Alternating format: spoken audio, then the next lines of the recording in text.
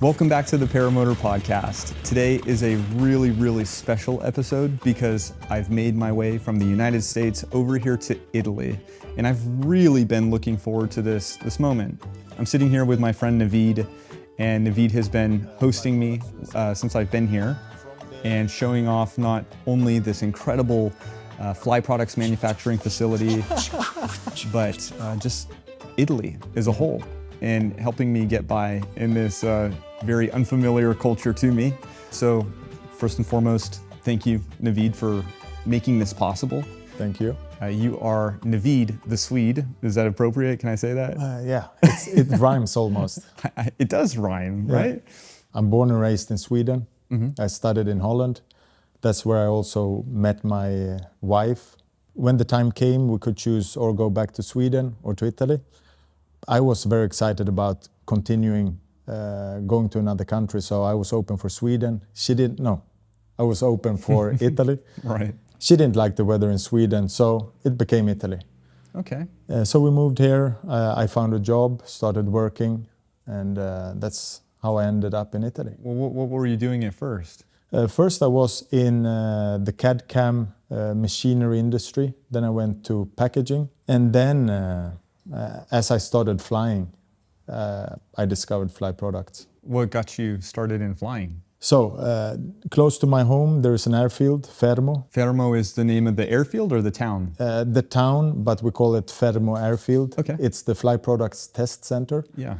And I saw people skydiving, falling out of the sky, and I said to my wife, "What is that?" "Yeah, that's skydiving." "Can we go there?" "Yeah, sure." She took me there. I looked around, and in the back I saw a guy teaching paramotoring. Previously I did some skydiving. Yeah.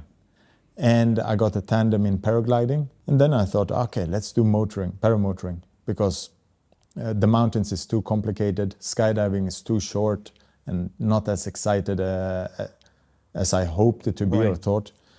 So then I tried paramotoring, and that was super fun. And about 1 year later, I came across the people from Fly Products that were working there. I made friends, I talked, and then they thought, maybe we should give this guy a try. He speaks English and he flies. That's when I started trying, working for a while. Well, what did you start out doing here?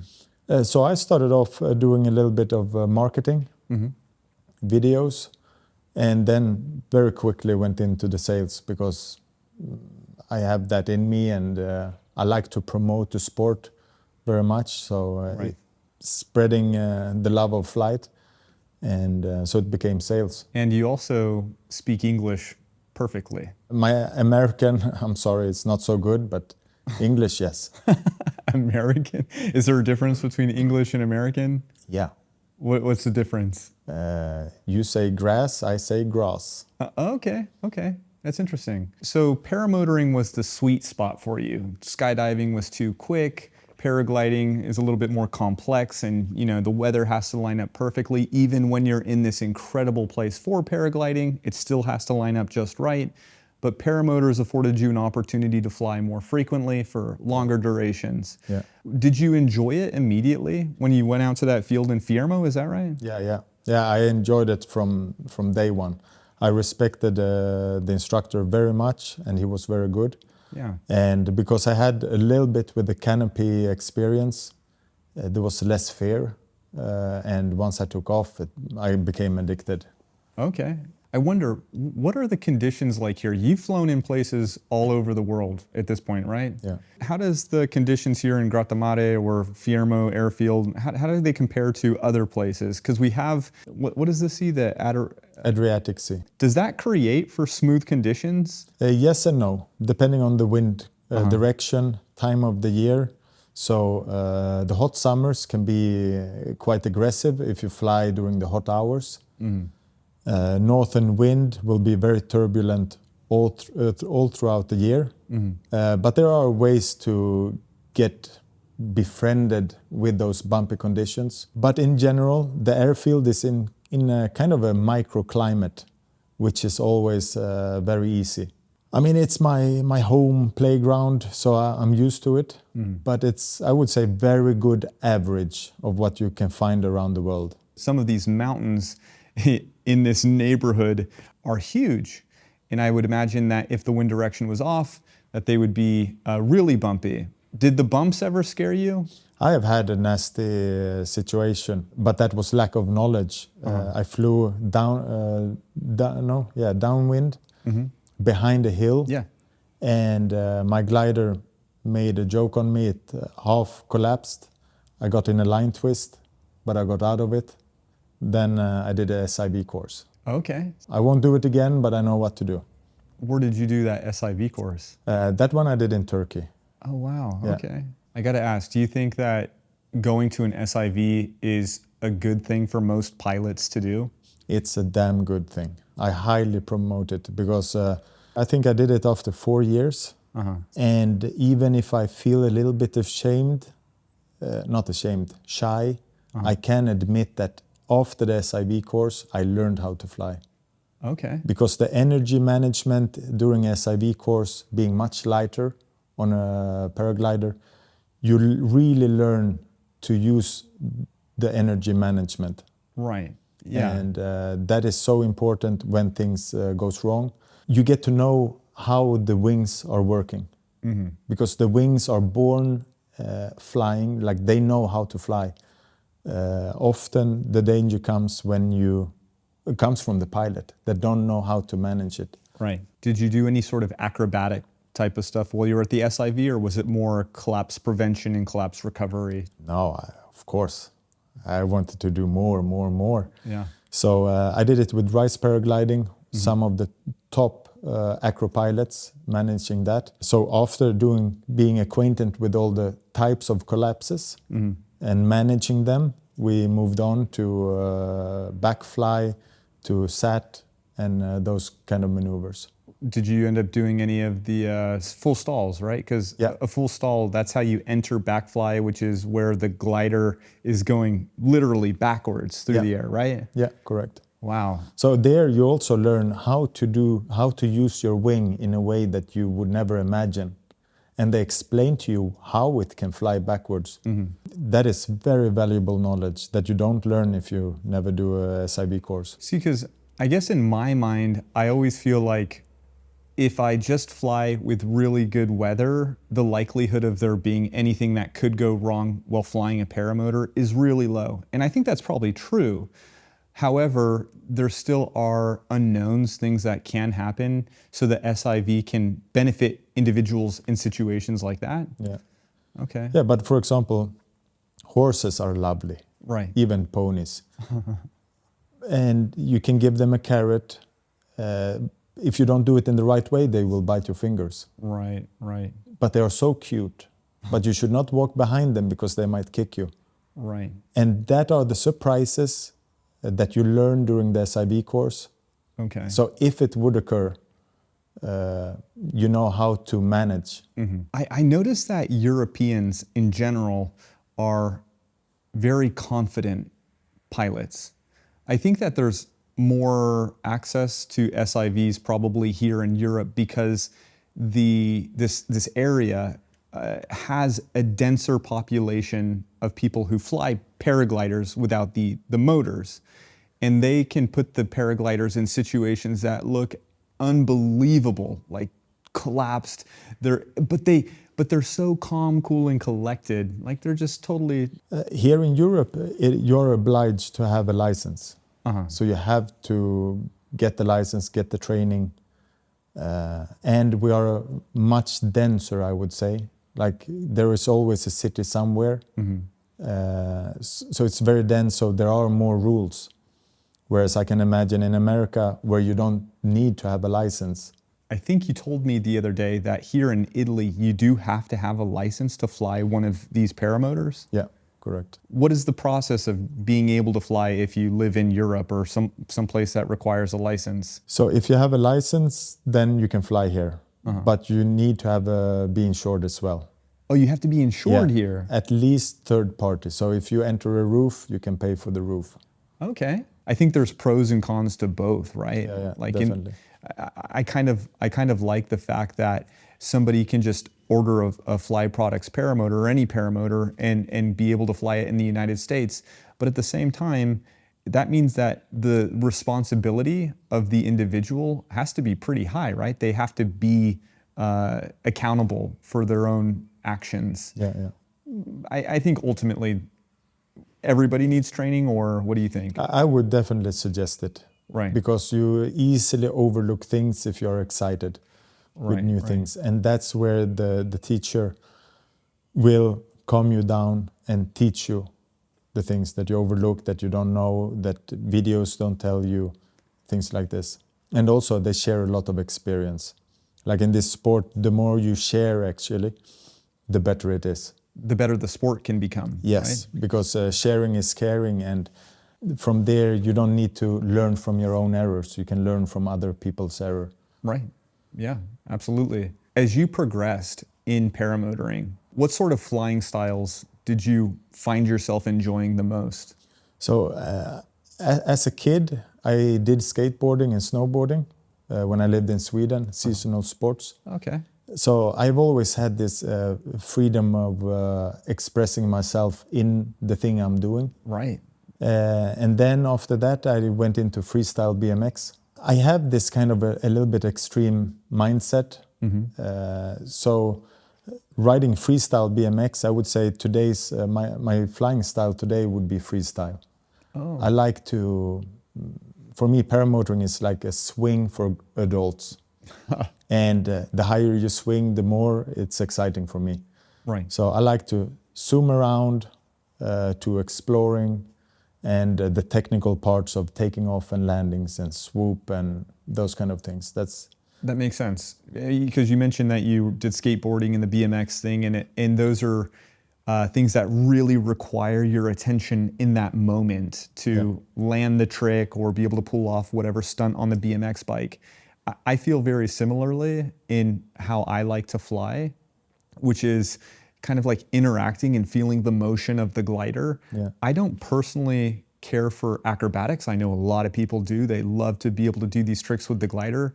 But for me, it's like interacting with the terrain and feeling the physics of the glider and that motion. Like you said, the swing set for adults. Did you end up sticking with that, or have you ever gone out and, aside from the SIV, done anything that's... After, I think it was maybe 5-6 years in, I started, it naturally came to me that I want to do the slalom. So I started training slalom. What is slalom? Slalom is when you're flying a paramotor, a parkour around pylons. So you enter the gate, you have to fly a parkour, a pattern around the pylons, and then you exit. And that is a time trial sport. I would say that's kind of the freestyle motocross in the air. Okay. Because it's high speeds, aggressive maneuvers, a lot of technique comes into play. And you hear that engine really shouting. Is this something you taught yourself? No, I was fortunate to work with great trainers for slalom, trainers only for slalom. And together with them, they taught me how to fly. How much practice did it take to do good at flying around these pylons? There was a lot of skills involved, but also a lot of courage to do it good. Okay. And that was a little bit scary but exciting at the same time. And once you understand the dynamics of it, then you get really hungry for speed. I think you had mentioned something to me the other day about what it's like to go around one of these pylons. So first time they said on the radio, okay, Navid, fly just a circle of 8. Right. I entered the gate, I flew around, thinking I'm janking on the brake, going around as aggressive as I can. In my head, it was aggressive. On camera, it was lame. It looked boring. Yeah, it was like I was coming in. In your head, you look like a badass. Yeah, but it looked on camera like I was just doing an S, losing altitude before landing. Okay. Then they said, okay, try a little bit harder. and then suddenly a splash. What do you mean? I stole the wing. Did you go in the water? Yeah, I went into the water. Oh, shoot. And then cleaning up the engine, out again. Okay, now do the speed bar. So I went very shaky on the speed bar because I only fly normally with speed bar in cross country. Right.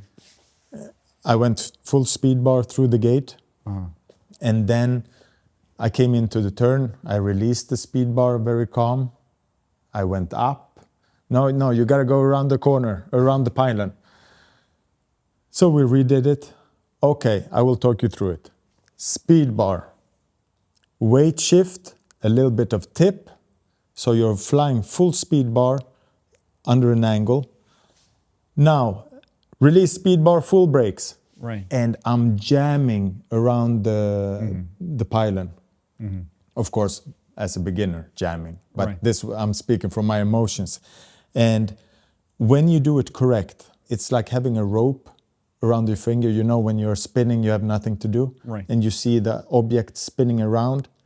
That kind of force you have on your full body, on your equipment, on the wing, Yeah. going so fast around. And as you come out, being 90 degrees, Right. you have to jam the speed bar. Yeah. And as you are 90 degrees on the speed bar, you slowly, or quite fast actually, you go over to the other side, you weight shift, tip, and you release and you brake at the same time, and you do the same thing. Right. And they have different parcours, and usually end of the competition, there's one that is called the washing machine. You circle all of them continuously, and then you go out. And it is very exciting. Oh, I can only imagine. Yeah, man, I now want to go and practice. So they do these sorts of slalom things over the water. Yes. Is it pretty high risk, I assume? It's high risk because you're working with your feet and your hands Right. together. Sometimes if you're a little bit tired or your focus is offset, Yeah. you can do errors. You also have the wind conditions. You can have engine failures. So you have to be really sharp. And if it goes wrong, you go in the water. Right. And that can be dangerous. But we have a flotation device. We have an ambulance at site. And we have a boat in the water with 2 people. For somebody watching this video and they want to get into paramotoring, can they fly in a way that's pretty safe? Yes. And how do they do that? So first of all, get the training. Go to people that knows how to fly, that know how to teach. So not only a friend, Right. but people that know how to teach. And then be aware when you're flying. Because I do notice, yes, flying low can be dangerous, but flying high can also be dangerous. Because what I've noticed is that people tend to, okay, shall we go and fly now? Yeah, okay, let's meet 5 o'clock and we're going to fly. They are so excited. They go to the takeoff place, excited, looking forward to get in the air. But in all that process, taking off, flying and landing, they are not thinking of what they are doing. So where is the learning process? They take off, they survived it. I took off. Yeah. So they only think that it went well, taking off. Okay, now they see a beautiful panorama, flying with friends, beautiful. And then they land, oh, I landed on my feet, that's good. Last time maybe I hit the cage or something. But if you're cautious and you follow all the steps that the teacher once told you, in every takeoff, you're gonna see that you learn it very good. You get a good procedure, and that's when it's very safe. Right. And when you fly low, you're also cautious of what you're doing, compared to when you fly high, just dreaming of where you are and beautiful. So it is the matter of focus, Right. doing it. So if you love the sport, be focused, and you're doing it safe. Right. I think that when somebody ends up getting hurt, and speaking from personal experience, you can almost forget that what you're doing can be dangerous. Not that it is necessarily dangerous, but that it can be dangerous. I mean, if you're the sort of individual who can prevent themselves from getting too excited and then wanting to try something before they're ready for it, that you can live a long life. I mean, yeah, we have 70-year-old locals that still fly. Yeah. And a good pilot is an old pilot. I really like that saying. A good pilot is an old pilot, because if they've been flying for a long time and they're still around flying a paramotor in this instance, then they've probably got a lot of wisdom to be able to share with not only the flying community, especially the youngsters in the sport, but individuals who are interested in getting into paramotoring. So would you recommend to people who want to start flying paramotors to go and speak to the older guys who've been doing it for a long time? Yes and no. I would still refer to go to an instructor. Sure, but in addition to the instructor? In addition, what I have learned, like I've learned to take off maybe 5 times in let's say in 2-3 years. And that is by simply listening to older pilots or other pilots in general. Because by listening, you can consider if it's valid information.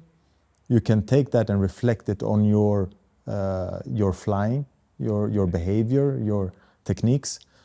And if you are open to listen, you might apply and you might learn. Right. So talking to others is definitely important. And not only talking, but listening. And I've taken that away from it, and I've definitely improved a lot of things. What are some things that you still like to improve on with your flying? I don't know. I'm never happy with the takeoffs, and the landing can always be better. So those are things that I really enjoy every time, and I try to be present in the process. And maybe because of my approach to different sports, I like to mastering the skills. I think that the landing part of flying is one of, if not the best part of flying. I love it. I think it's exciting visually to come in and, be on final and pull the brakes at the correct time. I think the satisfaction comes from seeing your progress as you continue to get better. So for example, if you're looking down at your landing field and you say, I want to land right there next to my glider bag. You may not be very good at it at first, but with continued practice, you'll see your improvement, and that to me feels so rewarding. Yeah. The takeoffs are physically demanding, especially in zero wind conditions, or when you want to show off, take off with a tailwind. Have you ever done that? Yeah, it is a lot of commitment, but also, again, if you have a right training, you listen to people, you ask questions, then you can actually kind of pick up tips and tricks on how to make it easier. Like sometimes I have put my glider in a bad position just to practice taking off in a bad position. Side wind, headwind, tailwind, different things. So being open, making yourself vulnerable to those moments where you might fail a takeoff makes you a better pilot for sure. Yeah, on that note, I think that one of the best things that somebody can do when they're learning how to fly is to practice with their glider, like you said, all these different wind directions, and just if they master that takeoff process, I think that they can really get the most out of their flying experience, because it's not uncommon for new pilots to experience some difficulty with the takeoff part of paramotoring, because the flying is pretty easy, right? So maybe this is an opportunity to kind of segue into not the foot launching type of paramotoring, but trike paramotors. When people think of trikes, I think the first thing that comes to most people's mind is the Fly Products Trike. We have a very big trike range. I think we're the biggest in the world, having such a large trike range from small to very big trikes. Right. So there is a trike for every pilot.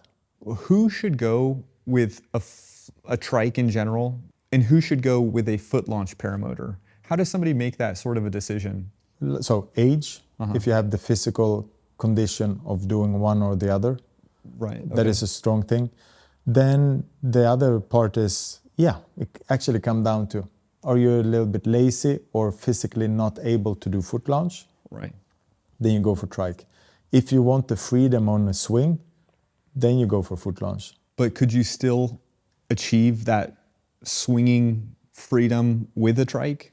Yes, you can, but I would say personally, the sensation of a pure swing, you will feel better in a foot launch paramotor than in a trike.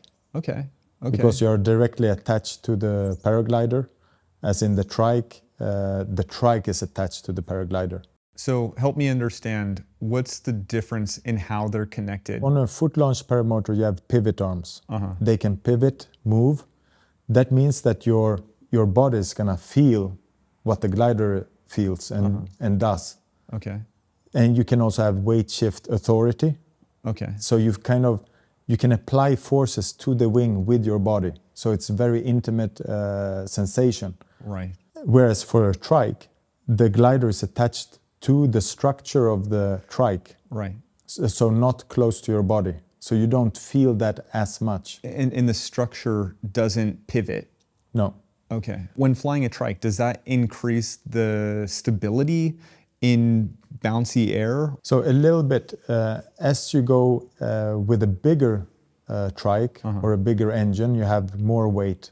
Right. More weight, you will usually go with a bigger glider, for which the bumps will be less noticeable. Okay. I've heard certain instances where somebody who may be totally fit may still want a trike for several different reasons. Tandems, for example.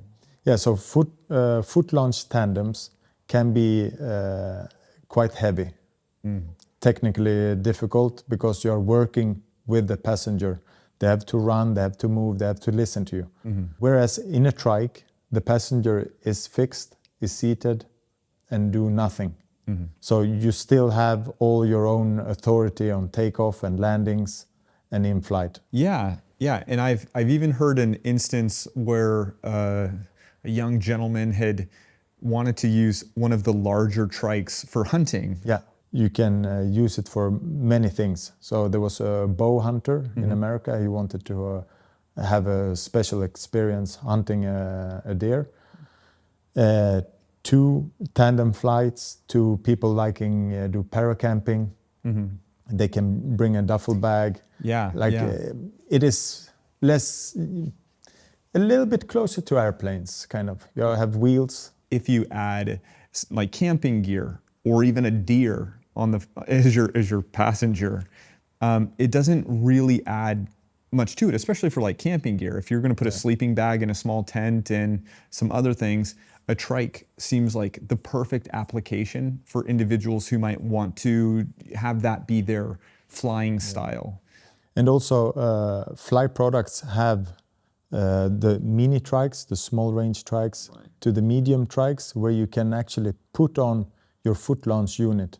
So then there is also an audience like myself sometimes or I have pain in my foot from some kind of injury or back pain, but I still have the urge of flying. Right. I can just take my foot launch and put it on a smaller trike.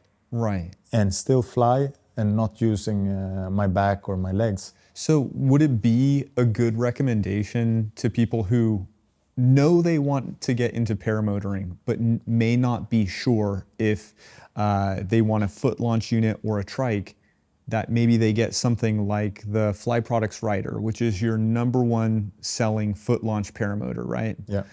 Because you can then purchase a Fly Products hybrid trike that adapts to that Fly Products Rider, and now you have both options. Exactly. Yeah.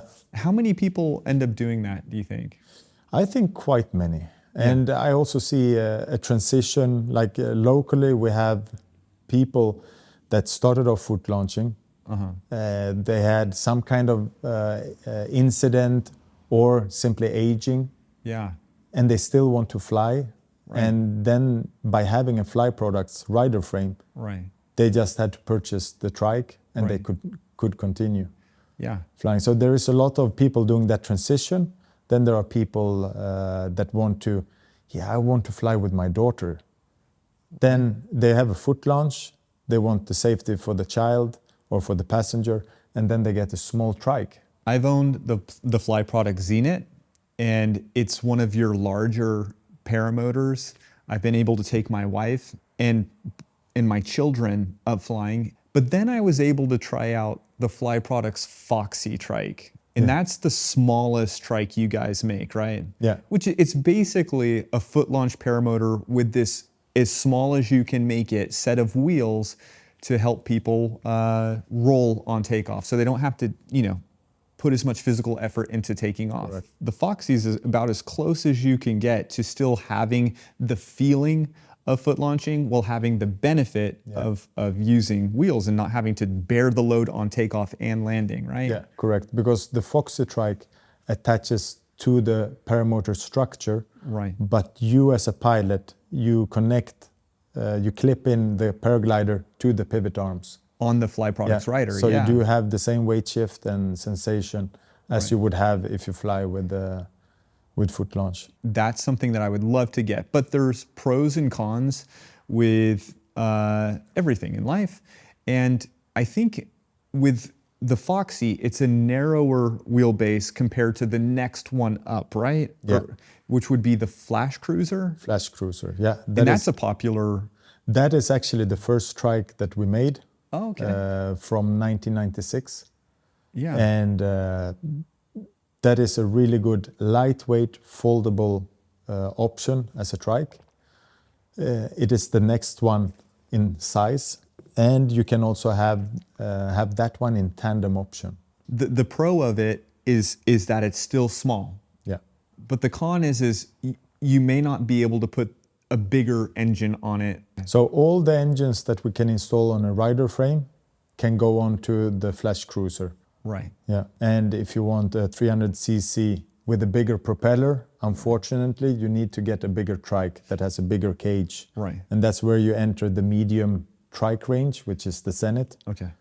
And after that, if you want to go maxed out propeller, then you would have to go to a bigger trike, so the big trike range, which is the Eco 2 Lite and the Luna Trike. Okay, those are the big bad boys. And with speaking with some of the employees today, somebody answered that the Luna was their favorite one because that's like the creme de la creme luxury paramotor that you guys have.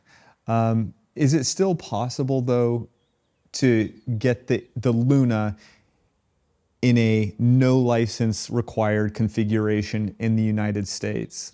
No, due to weight restrictions, that's not possible. Okay. Because you put on a big engine, 500cc and up.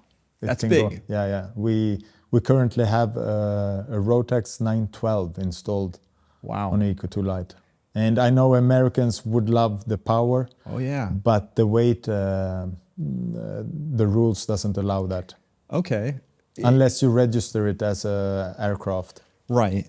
So if somebody knows that they want to just get into flying with their partner, they're going to be doing a lot of tandem flights. Do you think that the Moster 185, the much smaller Viterazzi engine compared to the Cosmos 300, is enough for an individual who wants to do tandems all the time, or would they potentially benefit from having a larger engine if they're never going to be doing any foot launches? It comes down to weight. So if the all-up weight, husband and wife, has a reasonable all-up weight and a correct wing, then the Cosmos 300 will definitely do the job.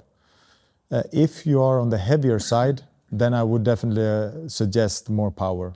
Right. And then it comes down to budget and portability. So yeah, that's a like really how good point. do you have a hangar? Can you store it, or do you have to bring it out every time? The Zenith can be transported, but it is not as easy to transport as like the Flash Cruiser, for example. If somebody has a big property, they're not going to need to be transporting the trike anywhere. So the portability-ness of this trike paramotor is not as important, and they may benefit more by having that additional power. But aside from being able to fly with a passenger, why else might somebody want an increase in engine power thrust? The thrust also allows safety. Like if you have a short takeoff, more power, that's possible. Less power, it's going to be harder. Right. So if you have to climb fast to miss the trees, then you need more power. And also if you're living at high altitude places, more power will help climb rate. Like for me, for example, my home is at 4,000 feet above sea level.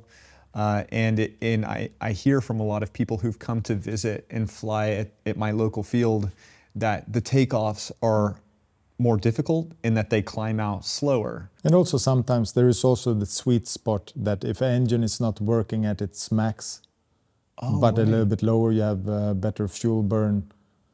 But personally, I like to have maybe 20-30% extra thrust in case I need it. Okay. So I don't like flying at the limit. I imagine that the majority of people listening to this podcast are in the United States. I know that there's people in Europe who listen to it as well.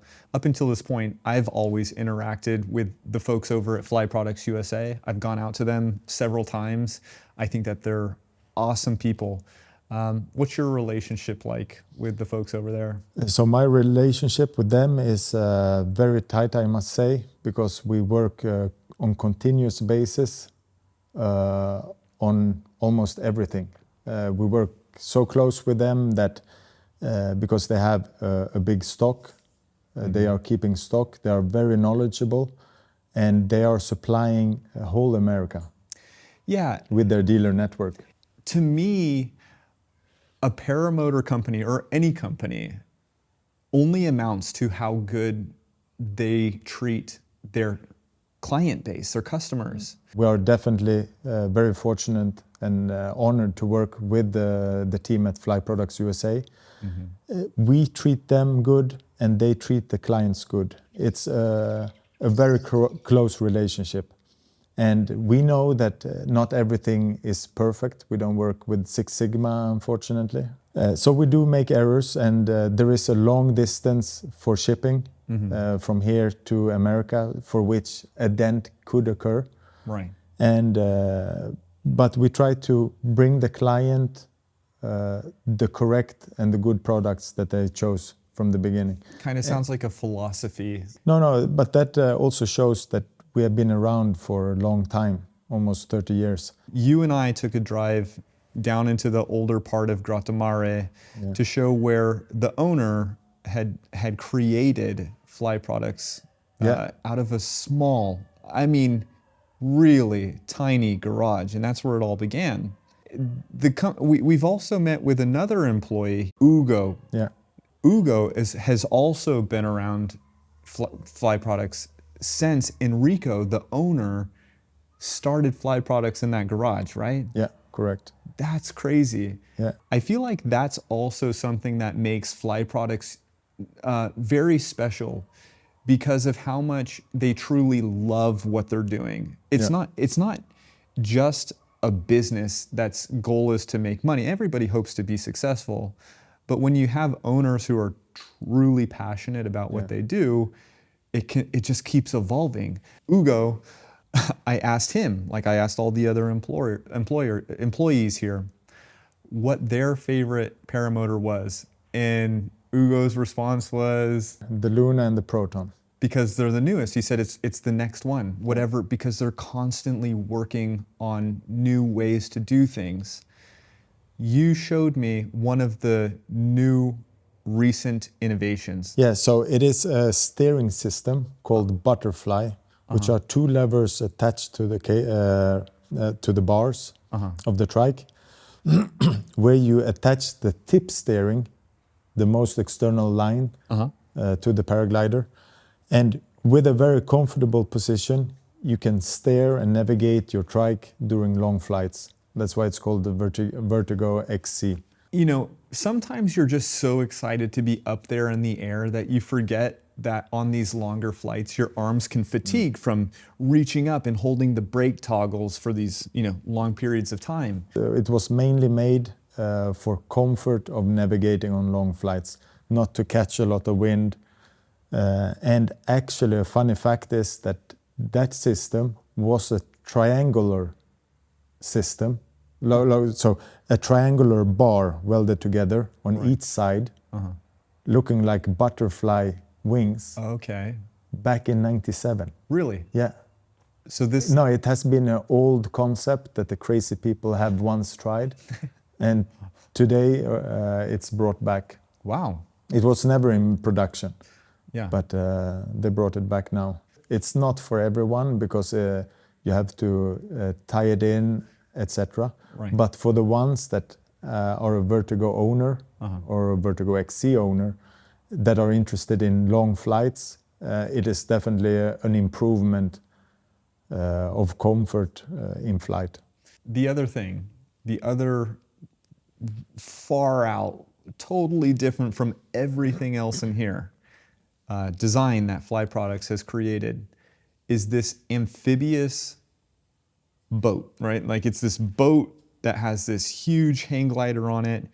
How long has this thing been around for? About 1 year. We have been releasing it and selling it. Yeah, yeah. So it's a rigid inflatable boat with a hang glider on it, with a Rotex 582 or bigger engine on the back. Right. And the water becomes your friend. Have you been on this? Oh, yes. Yeah. Yes. And what is it like compared to flying in a paramotor? So first of all, it is funny that you have to take off your shoes. It's highly recommended shorts, Yeah. sunscreen, and then you go into the boat and you go out in the water. And it's a smooth flight, flying hang glider. Yeah. And you can land wherever you want. Right. It's just lovely. And you don't have to be afraid of the water. You can even land at your favorite fishing spot. Yeah, yeah. When I got here, you dropped the news to me that now the Cosmos 300 has an EFI, electronic fuel injected version of it. Starts like a car. Are these available to people? No, unfortunately not. They are in the final phase of being released. Okay. So probably this year we will see them flying around. EFI technology isn't brand new. It's new to the Cosmos 300, but the Mostra 185, how many years ago was that? 1 year ago, 1.5. What do people think about it? They all love it. Yeah. The people that have bought them, they are extremely happy with them. Okay. And myself, I've been flying now past 5 weeks as my daily driver. What are the benefits of the EFI? So the benefits are really the ease of use. You just tap the button twice and it starts like your car. Yeah. Literally. Right. Paramotor, they made it like a car. And then I have the screen that will tell me all the information that I need to know, like remaining flight time, fuel burn, live fuel burn. But the only disadvantage that I've found is that now I also have to charge the battery. And it also costs more to get an EFI motor. No, I think it is a price jump between 2,000 and 3,000. Oh, okay, Because okay. it is so new. Vitorazzi have made big investments in this. And yes, EFI have been around for a long time. And other manufacturers have implemented it or tried it. Right. But Vitorazzi Motors is the only company that have commercialized it. And for that, it takes a lot of balls and investment so that you will see back in the engine, unfortunately. But I think if we all go EFI tomorrow, might be better. But for now, it is the latest and greatest for which you have to pay. Yeah. I wonder about the EFI version of the Cosmos 300. Do you also have to charge that battery? No, that is a good thing. So that one is onboard charging because Vitorazzi is also active in the ultralight industry. And for airplanes, that is really important. Okay. So it's like an alternator or a stator that recharges the battery for the EFI electronics portion of it. Does the EFI paramotor weigh more than just the standard MY Mostra? I don't know the exact numbers. They have removed the pull starter to make it compact because you have the computer, all the electronics in the back. So where the pull starter is, they put the electronics. And I think there is maybe a half a kilo difference. Gotcha. It is slightly heavier as a nude raw engine plus the electronics. Slightly heavier. Some of the individuals I've seen working around the shop have been installing things like strobe lights. What are some examples like strobe lights that people can add to their purchase? So, for example, in America we have 2 different versions: standard and full optional. Okay. Premier, we call it. And there you get everything, all twinkles and bells and whistles. How do you say that? Bells and whistles. Bells and whistles, no twinkles. We don't sell those. You don't get the twinkles. No. Or standard with all the necessary things. Yeah. But as we're an Italian company, we can say yes to a lot. I think too much, but that's a good thing for the end user. We can install strobes, manual rescues, ballistic rescues, digital instruments, analog instruments, different brands of instruments, altimeters, protection, neoprene covers just to make it more slick and nice, hand throttle, foot throttle. And for the paramotors, we have the single cage and double rim cage for all 3 paramotors, the Proton, the Eclipse and the Rider. And especially for the Proton X, we have more options. We have the Proton X kit, which is one of the latest things besides the flying boat. And that is a small paramotor that has a 110 centimeter cage. Underneath it, you can put a base to lift it up, and then you can build your paramotor out to a bigger propeller size. So let me see if I'm understanding this correctly. If somebody wants to get into foot launching paramotors, there's basically 3 different sizes. The smallest one is this new Proton, Fly Products Proton. Yeah. And then you have the Eclipse, which would be like the next one up. It's been around for a while now. Yeah. But then if you want to go even more robust, you can go with the Fly Products Rider. That's kind of like the most common one. But jumping all the way back to this newer one, this Proton, I actually haven't seen it. You did show me the cage and the adaptability to it. Yeah. So if I'm understanding this correctly, somebody could be like a young, ambitious pilot, or just a petite woman who wants to get into flying paramotors. The Proton has a significantly smaller hoop size with a smaller propeller, but they may not need all that additional power that the Eclipse and the Fly Products Rider would afford them. So the Proton could be a really good starting point that can grow with you, because you're not going to be permanently constrained to that smaller propeller. No. That's some pretty crazy innovation. Yeah, so the idea came actually from that if one buys a paramotor with Atom 80 or a Monster engine on it, and it's small, they have already made the big investment of a paramotor that has a paramotor valid engine. Right. And then if they would grow, like let's say if this petite woman would gain confidence and experience, she wants to have some more power and maybe a bigger paramotor. Or if the 12-year-old kid that learned to fly paramotor is growing up and they want to build it up or not invest more money in a new paramotor, they can simply buy this Proton X kit that makes it a full-grown paramotor. The design in particular was really neat, seeing how the top part and the bottom part came together. I think you mentioned to me, and I'm trying to imagine it, you said that bottom compartment could be adapted to hold some extra gear, right? You could, put like a sleeping bag in there or something? So I have put in there like a gas cooker, sleeping bag, a toolkit, Yeah. and some other small things. Or you can also like literally fit 4 Pizza Hut boxes in there. So as everything has been lifted up to be on the Proton, Yeah.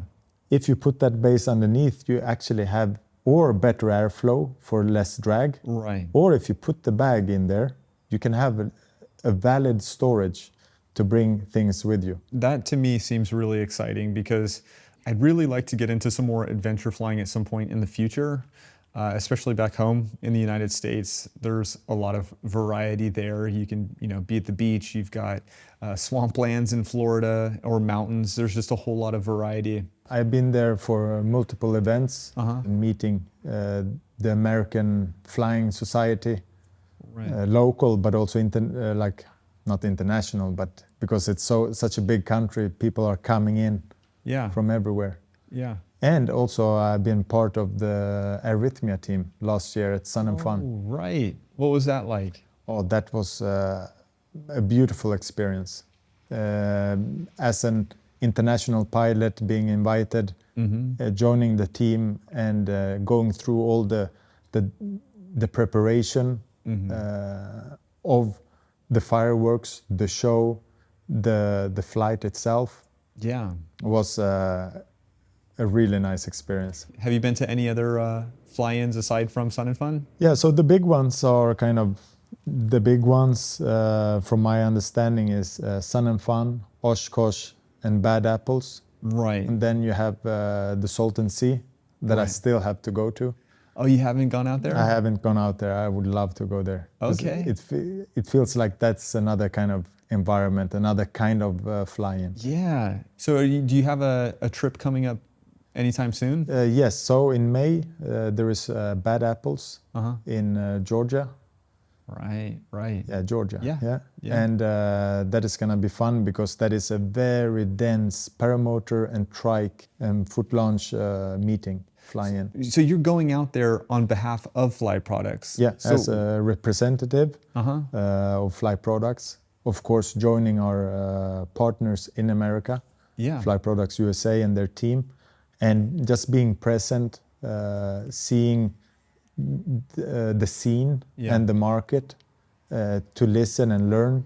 Right. And also, of course, flying, having fun. What do you think about the American paramotor community? I like it because there the focus is more on the flight rather on anything else. Because as Americans are kind of gas heads, big cars, big engines, loud. Right. All those things kind of matters less. They don't complain about sound. They don't talk about fuel consumption. Right. Is it compared to Europe where they're very yeah. like paragliding, more oriented in a lot of ways, right? Yeah. That's interesting. So that is something I enjoy very much. What do you think of Americans in general? Like as nationality? Just as a people, just as... So with Americans, one thing that I notice much is you have to be careful what you say when you make jokes. That is one thing that, because I'm very, very open, I talk about everything, I like to make jokes. But what I notice is some are very conservative about certain topics. Right. If I go to England, I can do certain jokes. Yeah. And they love it and they say something even worse. Yeah. If I go to America, there I have to be careful who I have in front of me. Although I speak the same language, but culturally there is some things are less appreciated, let's say. Right.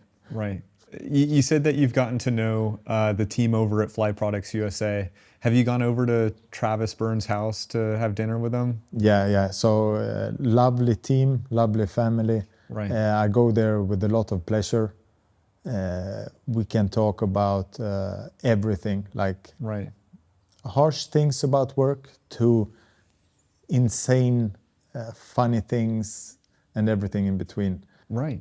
So working with him doesn't seem like work. It's such a good synergy. You can really pick up that vibe here at Fly Products, that this feels like a family. Fly Products USA is essentially an extension of Fly Products. It's like the famiglia, is that how you say it? Yeah. It is our bridge over to America. Right.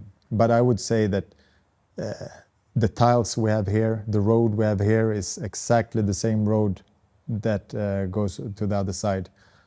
So we have a good synergy. How is your relationship with some of the competitors? I love this question. Oh, yeah. Great question. So the thing is, People think in the sector, in the field, or in our sector, paramotor world, that there is a competition. Yes, there is a financial competition, of course, to maintain the companies.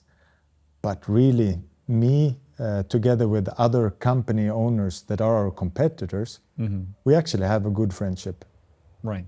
Because what we are sharing is the love for flight. And that does not know any brands. So if you fly a certain wing and I fly another wing, you have a paramotor or trike and I have another one, that does not matter once we're flying in the air together. Right. So that is a really fun thing, that you can have a friendship going on, although you're working in competitive companies. Does Fly Products partner with any other companies? So Fly Products is a BGD dealer, Okay. Nivuk and ITV. Okay. And do you personally fly BGD gliders or other gliders? What do you fly? Yeah, so my daily driver is a Luna 320 size, and then I have an 18 for playing a little bit. Yeah. And then I have my competition slalom glider, which is a Dudek Snake 4. Right. And beside that, I have been flying the new Flare prop lately. The Flare prop is... It is so new. The product launch was when you landed. Oh, really? Or it was actually yesterday or the day before, yeah. Okay. And what do you think of this? What is this Flare prop? So this is the paramotor version of the Moustache. That's the one that you can control the speed system, right? With your hands. With your hands. Well, yeah, what are your thoughts? It's definitely fun. It's a rock and roll wing. You have all the speed in the hands. But for long flights, it is a tough one because you always need to hold it. So it's more of a playful glide? It's a playful glider. Okay. If your nose is itching, you can't touch it. What sort of experience level do you need to fly this new glider? If you learn on it, then you learn from zero and you grow into it. So this could be somebody's first glider? No. Theoretically, yes. Practically, no. Okay. Because you are playing with high speeds.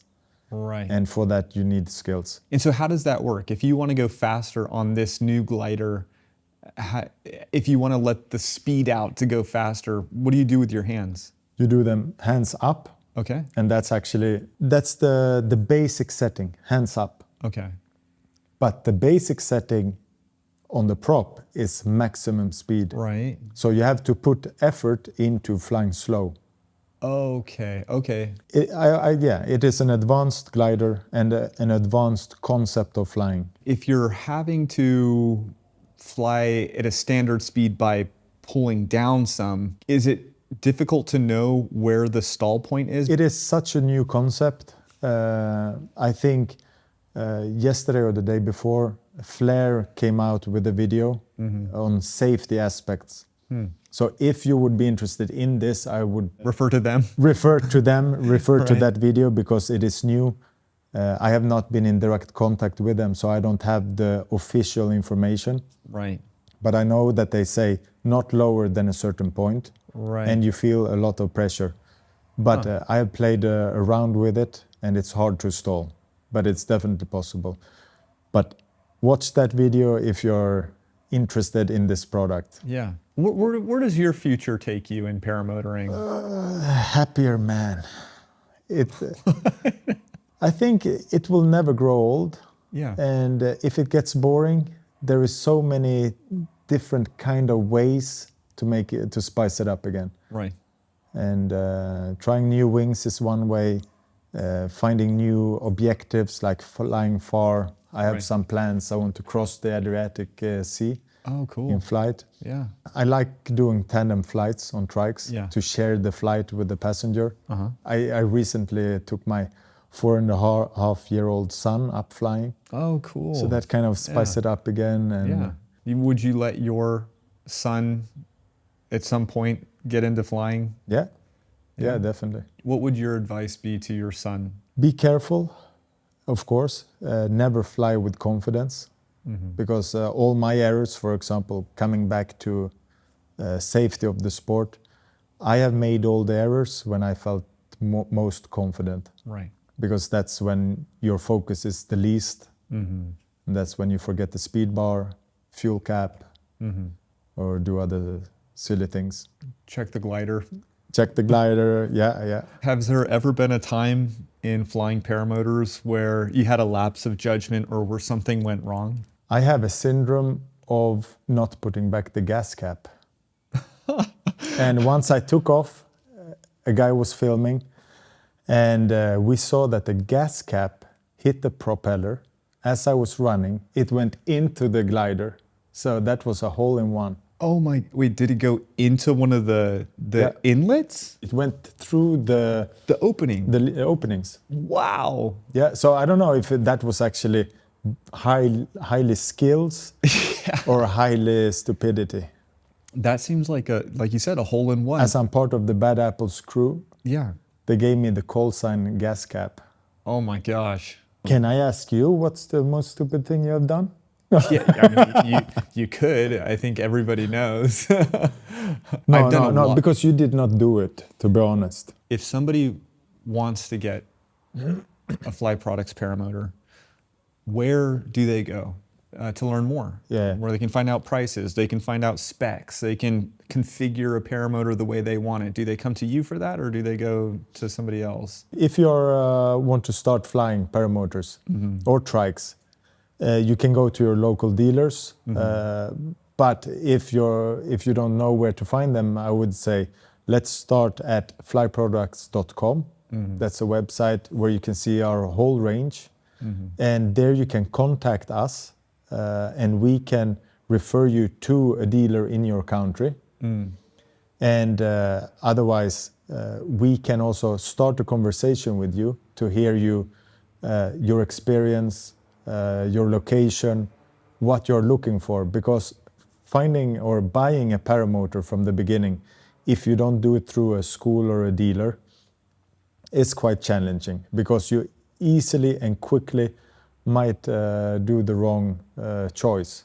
If you're American and you want to figure out the perfect way to assemble your paramotor, or maybe you have questions about where you can learn to fly, you can still go to Fly Products USA, and they'll probably point you in the right direction and help you understand the different options that they can get with whatever paramotor, whether they want to go the Trike route or if they want to go the foot launch route, or God forbid they want to fly one of these flying boats. Yeah, exactly. And if they want to fly both, then we do have products that will allow that. Right. And Fly Products USA have the whole range. The experiences that I've had with the team over at Fly Products USA has been nothing but exceptional. I'm so glad to have had the opportunity to come here and see that the team that's over in the United States is backed by all of you here at Fly Products headquarters. It makes sense why the experiences that I've had when I've messed things up, like people make mistakes sometimes in flying, and your ability to get back up into the air and flying totally depends on how good of a team you have to support you in your flying.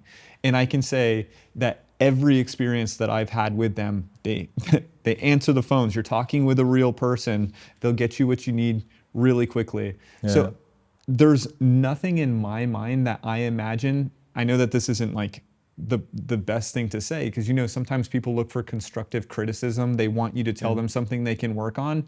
I don't have anything that I can think of that would improve the team over in the United States. I don't know what it's like working with you guys, but I'm sure it's really, really great. Yeah. I'm sure if I was an Italian, actually on that note, I can say that I have seen people come here and talk to you guys, some of the local flyers, as if they were family. They just walk in and the one guy needed a piece of fuel line for something, and then somebody walked around and helped him out and got him taken care of like that. Yeah. I can say that it's the same. It feels as though you're not on the other side of the world. It feels connected. Everybody who ends up getting into the Fly Products family as a customer, they become part of the family, it feels like. So Fly Products USA is based in Florida, but they have multiple dealers throughout the country. Right. So if you would contact them and you're in California, for example, they would hook you up with the dealer if there is one, Right. and you would definitely be taken care of. And now you have seen both sides of the pond, let's say. Yeah. And I think, yeah, as you said, you have gotten the same treatment. To bring it all back, I think it's really, really important that you base your decision on which paramotor to get based not on necessarily all of the little tiny details, but first and foremost, the number one decision is to choose the company that has your back. Yeah. And that's what I think Fly Products is. I'm very happy to hear, because Yeah, that's yeah. what I try to do. Yeah. To help people, help other people to get in the sky with as good experience as possible. Naveed, thank you again for having me out here in Italy to get to learn so much about Fly Products. Yeah, thank you too. And I look forward to the next few days before heading back. We've got some more fun things coming ahead. Yeah. And then I'll be in the United States. And then when you come to the United States, you'll come visit me and Would be a pleasure. we'll have some fun flying around in the desert. So then I would say, hit that subscribe button to see the next one, because when I go to Texas, who knows? Who knows? Thank you very much for watching the Paramotor Podcast. If you want more updates on the Paramotor Podcast, like what episodes are coming next, please head over to patreon.com/Anthony Vella. It's totally free to sign up. And see where the Paramotor Podcast is heading to next. Thanks so much for watching, and I'll catch you in the next one.